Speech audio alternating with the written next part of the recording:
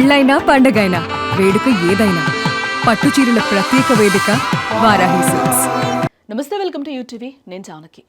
అనైతిక బంధాలు ప్రాణాలు తీస్తున్నాయని చెప్పుకోవచ్చు. ఇక్కడ క్షణిక సుఖం కోసం ఏర్పడే ఆ సంబంధాలు క్షణికావేశంగా మారి చంపేస్తూ ఉన్నాయి. అలా జరిగిన నేరాలు మరింత భయానకంగా కూడా ఉంటున్నాయి. తాజాగా విశాఖ హత్య అందరినీ కూడా ఉలిక్కిపడేలా చేసిందని చెప్పుకోవచ్చు. ఓ పరిచయం ప్రాణం తీసింది, మనిషిని ముక్కలు ముక్కలు చేసింది. అప్పటిదాకా కళ్ళ ముందు కదలాడిన ప్రాణం ఆ మరుక్షణమే మాంసపు ముద్దలాగా మారి ఫ్రిడ్జ్లోకి చేరింది. అసలు ఒక మనిషిలో ఇంతటి రాక్షసత్వం ఎలా పుట్టింది? డేటింగ్ యాప్ పరిచయం ఒక యువతి నిండు నూరేళ్ల జీవితాన్ని ఎలా బలి తీసుకుంది? విశాఖలో మౌనిక అనే యువతిని నావీ ఉద్యోగి హత్య చేయడం ఇప్పుడు సంచలనంగా మారింది. విజయనగరం జిల్లా రాజాంకు చెందిన రవీంద్ర గాజువాక ఎల్వీ నగర్లోని ఓ అపార్ట్మెంట్లో నివాసం ఉంటున్నాడు.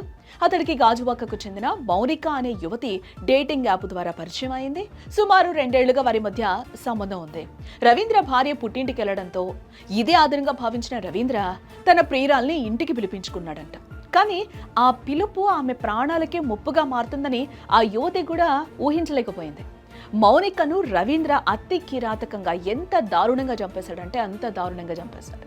ఒకవైపు భార్య గర్భవతిగా ఉంటే మరోవైపు అక్రమ సంబంధం కోసం ఆరాటపడిన ఒక భర్త వికృత చేష్ట ఇది. నైతిక విలువలు వదిలేసి పరాయి మోహంలో పడితే కళ్ళు ఏ స్థాయిలో మూసుకుపోతాయో రవీంద్ర ఉదంతమే ఇక్కడ సాక్ష్యం.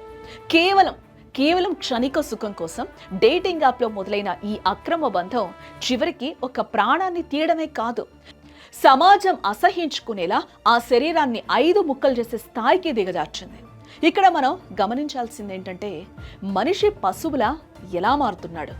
ఆవేశంలో హత్య చేయడం ఒక ఎత్తు అయితే, ఆ తర్వాత సాక్ష్యాలను మాయం చేసేందుకు శరీరాన్ని ముక్కలు కోయడం, ఫ్రిడ్జ్లో దాచడం, ఇవన్నీ వింటుంటేనే ఒళ్ళు గగురు పుడుస్తుంది కదా.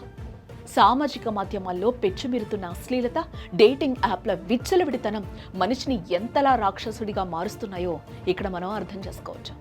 ఎదురుగా ఉన్నది తనతో 2 ఏళ్లుగా ఉన్న మనిషి అని కూడా చూడకుండా ఒక వస్తువును ముక్కలు చేసినట్టు కోశాడంటే అతడి మెదడు ఎంతలా విషతుల్యమైందో ఇక్కడ మనకి క్లియర్గా అర్థమవుతుంది. పోలీసుల విచారణలో బయటపడిన నిజాలు మరింత భయానకంగా ఉన్నాయి. ఇది అనుకోకుండా జరిగిన ప్రమాదం కాదు, ముందే వేసుకున్న మరణ శాసనం.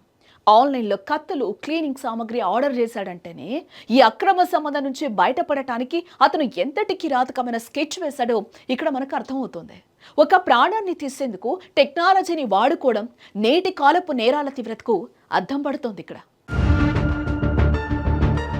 ఈ కథ ద్వారా మనం తెలుసుకోవాల్సిన చేదు నిజం ఒక్కటే: అనైతిక బంధం ఎప్పుడూ సుఖాంతం కాదు. క్షణిక సుఖం కోసం కట్టుకున్న భార్యను లేదా భర్తను వదిలేసి అక్రమ సంబంధాల వెంట వెళ్తే అది నిలువునా ముంచడమే కాదు, జీవితాలను చిన్నాభిన్నం చేస్తుంది. ముఖ్యంగా సోషల్ మీడియా మాయలో పడి అపరిచితులతో స్నేహాలు చేసే మహిళలు ఈ సంఘటనను ఒక పాఠంగా తీసుకోవాలి. ఖచ్చితంగా విలువలు లేని బంధం ఎప్పుడు ప్రాణాంతకమే. అప్రమత్తంగా ఉండండి. ఇలాంటి అనైతిక బంధాలకు అడ్డుకట్ట వేయకపోతే ఇలాంటి నేరాల సంఖ్య పెరుగుతూనే ఉంటుంది. మరి ఇలాంటి అనైతిక బంధాలకు అడ్డుకట్ట పడి ఇలాంటి హత్యలు జరగకుండా ఏం చేయాలో మీరు కింద కామెంట్ చేయండి.